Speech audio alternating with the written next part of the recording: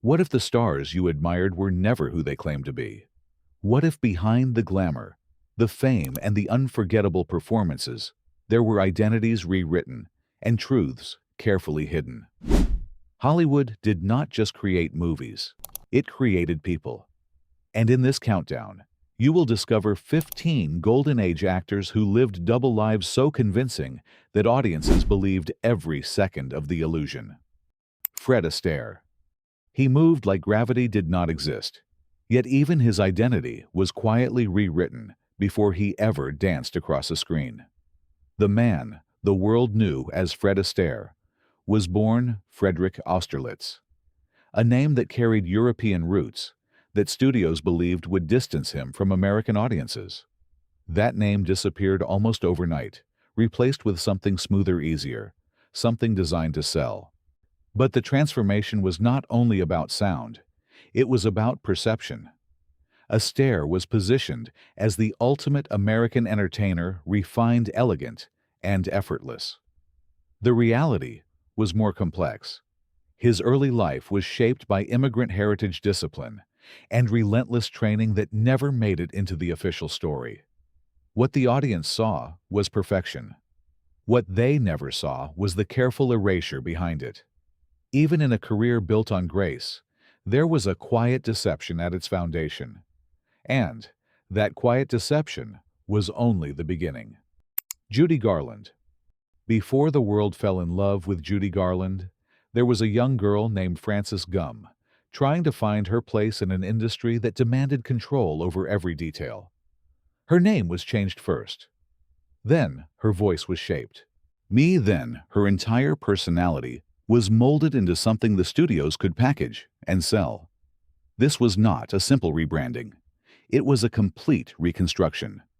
From the way she spoke to the way she smiled, every part of her public self was engineered. Even her struggles were hidden beneath a carefully maintained illusion of innocence and charm. Audiences believed they were watching authenticity. They believed they knew her.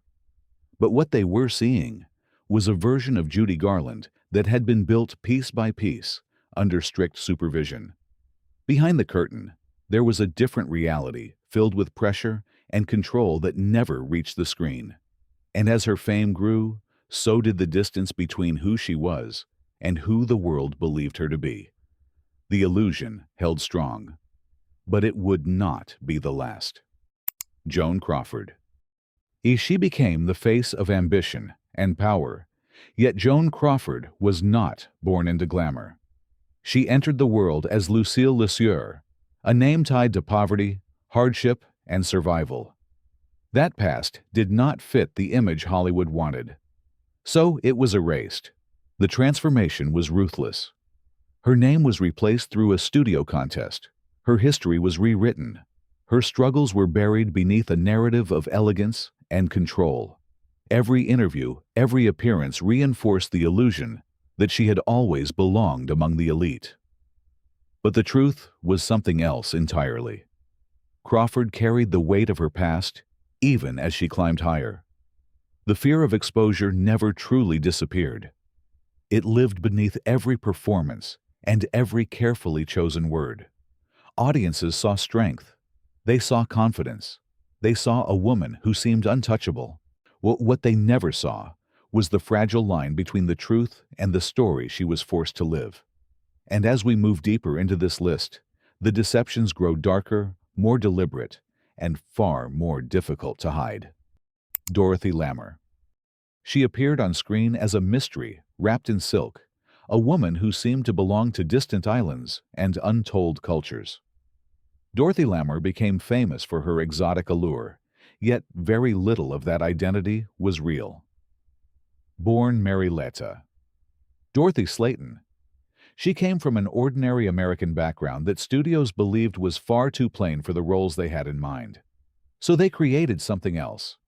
They reshaped her image into an ambiguous figure who could pass as Polynesian, Southeast Asian, or anything in between, depending on the script.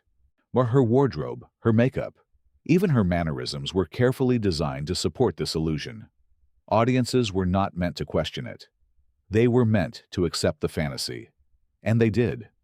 Film after film reinforced the idea that she was something other than what she truly was. Interviews avoided specifics. Publicity leaned into suggestion rather than truth. It was not a single lie, but a sustained atmosphere of uncertainty that kept the illusion alive. What makes this case striking is how completely the fiction replaced reality. Her true identity was not hidden through denial, but through distraction. People saw what they expected to see and never looked deeper. But deception in Hollywood was not always about image. Sometimes it was about survival. And the next name on this list proves just how far someone would go to escape the truth. Kaye. The man who made audiences laugh with effortless charm carried a name that was never meant to be seen on a marquee. David Daniel Kaminsky was born into a Jewish immigrant family at a time when Hollywood quietly reshaped identities to fit a narrow idea of acceptability. The solution was simple on the surface. Change the name, remove the markers, start again. But for Kaye, the transformation went deeper than that. His persona was crafted to feel universal, warm, approachable, and free from any cultural specificity that might limit his appeal. The humor, the voice, the physical energy, all of it was amplified, while his origins faded into the background. This was not accidental. Studios understood the power of perception. They knew that audiences often connected with what felt familiar, so they removed anything that might challenge that comfort. Kaye became a figure who belonged to everyone, while the details of where he came from quietly disappeared. What is remarkable is how seamlessly this worked. Few questioned the change. Few asked about the past. The performance was so convincing that the man behind it became almost invisible. Yet the erasure was real. A heritage softened, a history simplified, a name replaced with something easier to accept. And as we continue forward, the stakes grow higher because the next transformation was not just about acceptance. It was about escaping prejudice entirely. Edward G. Robinson. He defined the gangster archetype with a voice and presence that felt unmistakably authentic. Yet Edward G. Robinson was not the man audiences believed they were watching. Born Emanuel Goldenberg in Romania, he arrived in America as an immigrant carrying a name that Hollywood considered too foreign, too difficult, too different. The change was immediate and strategic. Emanuel Goldenberg became Edward G. Robinson, a name that sounded sharp-controlled and entirely American. But the transformation did not stop there. His background was softened, his identity streamlined into something that would not challenge the expectations of mainstream audiences. Ironically, he became famous for playing outsiders' criminals, men on the edge of society, while his own story as an immigrant navigating prejudice remained hidden. The authenticity that made his performances so powerful came from a life the public was never fully allowed to see. There was a quiet tension in that contradiction. He portrayed characters who lived in the shadows, while his own truth was kept just out of reach. Interviews focused on his success, not his origins. Publicity emphasized his talent, not his journey. The deception was not loud. It did not rely on elaborate stories. It worked because it was simple, consistent, and never openly questioned. But as we move closer to the top of this list, the disguises become far more deliberate, far more controlled, and in some cases almost impossible to uncover until it was too late. Kirk Douglas. Before the name Kirk Douglas echoed across cinema screens, there was Isur Danielovich, a boy growing up in poverty as the son of Russian Jewish immigrants. His early life was marked by struggle, hardship, and the constant awareness that his identity placed him outside the boundaries of what Hollywood considered acceptable. That reality was not something the studios wanted to promote. It was something they wanted to erase. The transformation into Kirk Douglas was not simply about choosing a stronger name. It was about reshaping perception. The new identity suggested power, confidence, and authority. It removed the markers of vulnerability that came with his origins. Interviews rarely touched on his past. Publicity focused on strength, determination, and success. What makes this case compelling is how deliberate the shift was. Douglas understood the system. He knew that survival in Hollywood often required adaptation. So he stepped into a version of himself that could move freely within that world, even if it meant leaving parts of his truth behind. Audiences saw a commanding presence, a man who seemed born for greatness. They did not see the years of struggle that shaped him, or the identity that had been carefully set aside. And yet that hidden past fueled his performances. It gave them weight, intensity, and authenticity. The very thing that was concealed became the source of his power. But not every transformation was about quiet survival. Some were about constructing an entirely new image that audiences would never question. Tony Curtis. He arrived on screen with confidence, charm, and a voice that seemed perfectly suited for leading roles. Tony Curtis looked like he belonged in the spotlight from the very beginning. But behind that polished exterior was Bernard Schwartz, a young man from a working-class Jewish family, whose background did not align with Hollywood expectations. The shift was immediate and carefully controlled. His name was changed. His accent was softened. His manner of speaking was adjusted to fit a more refined image. What remained was a version of Tony Curtis that felt effortless, even though it was built through deliberate reinvention.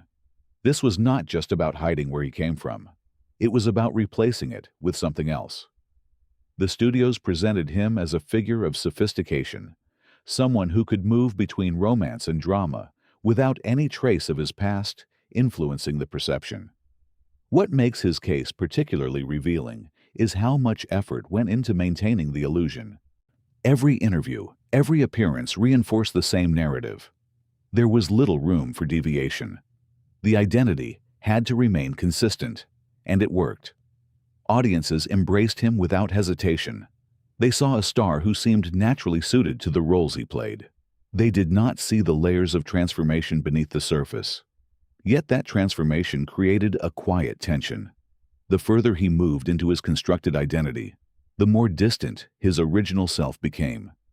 And as we move higher, the line between reinvention and complete fabrication begins to blur even further. Tab Hunter. He was presented as the perfect American ideal, clean-cut, charming, and effortlessly likable. Tab Hunter became a symbol of youthful confidence during a time when Hollywood carefully controlled the image of its stars. But the truth behind that image was far more complicated than audiences ever realized. Born Arthur Gellion, his transformation into Tab Hunter was only the first step in a much larger construction. His name was changed to sound simple and appealing. His background was adjusted to fit a narrative of all-American wholesomeness. But the most significant part of his identity was kept completely hidden. At a time when Hollywood enforced strict expectations about personal life, Hunter was required to conceal his sexuality entirely. This was not a suggestion. It was a condition of his career. Public appearances were carefully managed.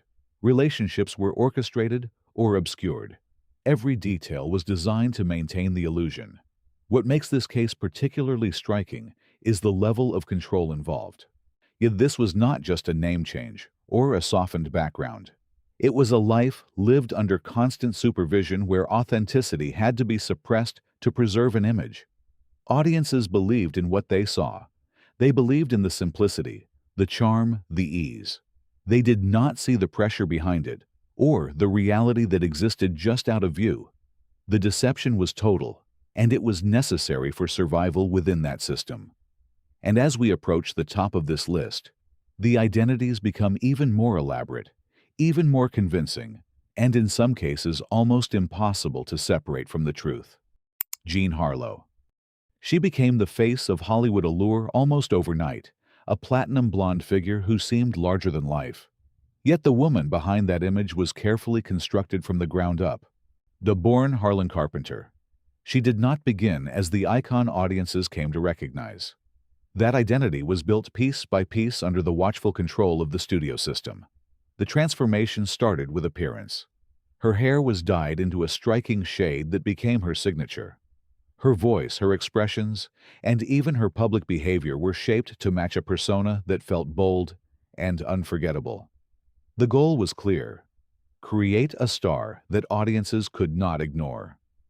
But beneath that surface, there was a different reality. Harlow was far more reserved than the characters she portrayed. The confidence, the daring energy, the sense of danger that defined her image were amplified versions of traits that did not fully reflect who she was. The illusion was maintained through repetition. Now, film after film reinforced the same identity until it became inseparable from her name. Audiences believed they were seeing authenticity when in fact they were witnessing a carefully engineered performance that extended far beyond the screen. What makes her case significant is how seamlessly the transformation took hold. There was no single moment where the shift was obvious. It happened gradually, until the original identity faded into the background. And once that transformation was complete, there was no easy way back. The persona had become the reality in the eyes of the public. But as we move forward, the next identity was not shaped slowly. It was constructed with precision and control from the very beginning. Greta Garbo. She stood apart from everyone else in Hollywood, not just because of her talent, but because of the mystery that surrounded her. Greta Garbo was not simply an actress. She was an enigma carefully shaped into something audiences could never fully understand. Born Greta Gustafsson in Sweden, she arrived in Hollywood with a past that was quickly obscured behind a controlled narrative. Unlike others who transformed their identities to appear more familiar, Garbo's image was built on distance. The studios recognized that her power came from what people did not know, so they leaned into it. Interviews were limited. Personal details were withheld. Every appearance was calculated to reveal just enough while keeping the truth out of reach. This was not accidental. It was a deliberate strategy. By controlling access, they created a persona that felt almost otherworldly. Audiences projected their own interpretations onto her. She became whatever they imagined her to be. But behind that carefully constructed mystery, there was a woman who valued privacy and resisted the very system that tried to define her. The identity of Greta Garbo was both a shield and a performance. It protected her from intrusion, while also reinforcing the illusion that made her famous. What makes her story unique is how effective that illusion became. Even today, there is a sense that she was never fully known. The boundaries between truth and persona were never clearly drawn. And as we approach the final entries, the transformations become even more striking because the next name did not just hide the truth. It replaced it with something entirely different. Merle Oberon. She was celebrated as one of the most beautiful women in Hollywood, a star, whose elegance seemed to come from a distant European lineage. That was the story presented to the world. It was repeated in interviews, reinforced in publicity, and accepted without question. But the truth behind Merle Oberon's identity was far more complex and far more carefully concealed. Born Astaire Merle O'Brien Thompson in British India, she came from a background that Hollywood at the time would not accept.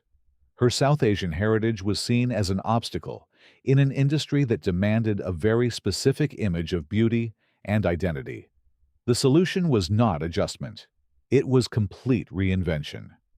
Her origin story was rewritten. Details of her upbringing were altered or omitted entirely. Even her family connections were hidden to prevent any contradiction of the narrative. The identity she presented was not an exaggeration. It was a fabrication designed to protect her career. What makes this case one of the most extreme is the level of commitment required to maintain the illusion. This was not a temporary change. It was a lifelong performance. Every public appearance, every interview, every interaction had to align with the same carefully constructed story. The pressure of that deception was constant. Exposure would not have meant embarrassment. It could have ended her career entirely. That reality shaped the way she moved through the industry, always aware of the risk. Audiences saw Grace beauty and sophistication. They believed they understood who she was. But the truth remained hidden behind a narrative that was never meant to be questioned. And as we move closer to the final positions, the identities become even more calculated, even more controlled, and in some cases, even more fragile beneath the surface. Rock Hudson. The illusion began long before the cameras started rolling.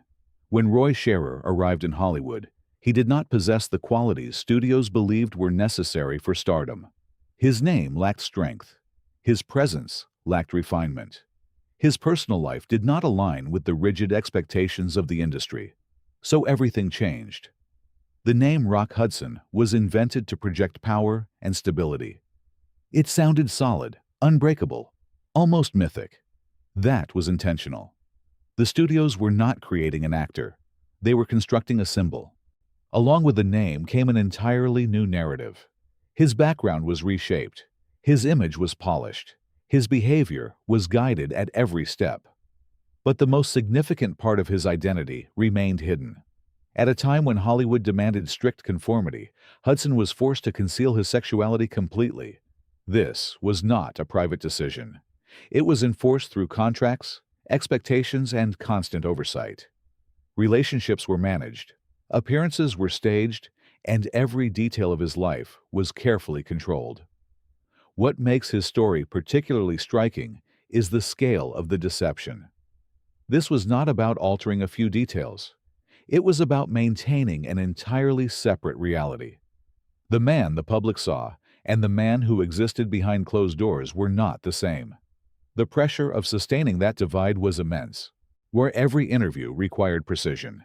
Every public appearance demanded consistency. There was no space for error because exposure could have destroyed everything he had built. And yet the illusion held. Audiences embraced him as the ideal leading man. They believed in the confidence, the charm, the effortless masculinity. They did not see the tension beneath the surface or the cost of maintaining that image. His career stands as one of the clearest examples of how far Hollywood would go to protect an illusion and how much an individual could be asked to sacrifice to sustain it.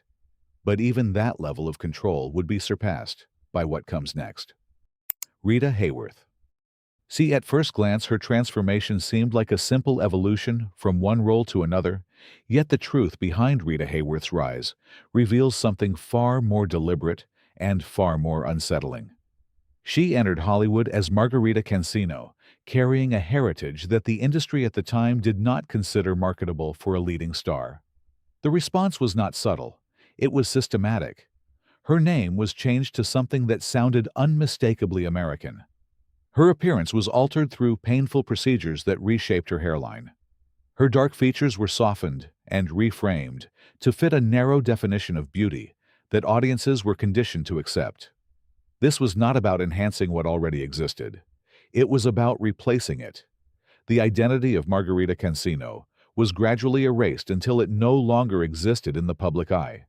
In its place stood Rita Hayworth, a figure designed to embody glamour, allure, and universal appeal. What makes this transformation particularly significant is how complete it became. The illusion extended beyond the screen into every aspect of her public life. Interviews reinforced the new identity. Public appearances aligned with the image. There was no space for contradiction. Audiences did not question it. They saw what they were meant to see. They believed they were witnessing authenticity, when in reality, they were experiencing one of the most carefully constructed personas in Hollywood history. Behind that image, there was a quiet conflict. The distance between who she was and who she was expected to be created a tension that never fully disappeared. The success of the illusion came at the cost of personal truth. Her story exposes a deeper reality about the system itself. It was not enough to change a name or adjust a background. The industry demanded transformation at a physical and emotional level. And yet even this profound reinvention was not the most extreme example, because the final entry reveals a deception that went even further than identity alteration. It redefined existence itself. Cary Grant. No one watching him would have guessed the truth.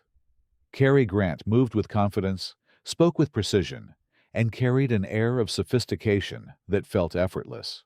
He appeared to be the very definition of elegance, as if he had been born into that world.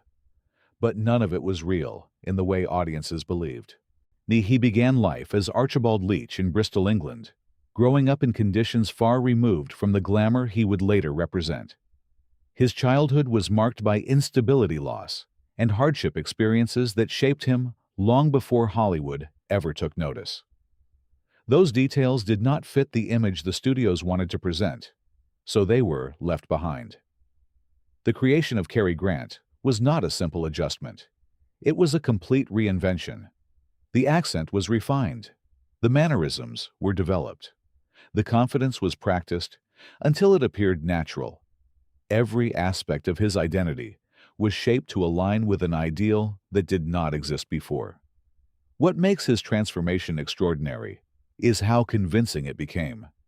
He did not just play a role on screen, he lived it. Over time, the line between performance and reality blurred, until even he began to inhabit the persona fully. The world saw Cary Grant and believed that was the truth. Yet beneath that polished exterior, there remained a connection to the past he had left behind. The contrast between where he came from and who he became never fully disappeared. It existed quietly beneath the surface, informing his choices, shaping his perspective. His story represents the ultimate expression of Hollywood reinvention, not because it was forced or hidden, but because it was embraced so completely that it became indistinguishable from reality. In many ways, Cary Grant did not just fool the audience. He transcended the idea of identity itself, creating something entirely new in the process.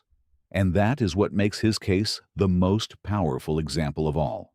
Hollywood promised dreams, but behind those dreams were identities rewritten, reshaped, and sometimes erased entirely. These stars did not just perform on screen, they performed in life. And the closer you look, the clearer it becomes that the greatest illusion was not the movies. It was the people themselves.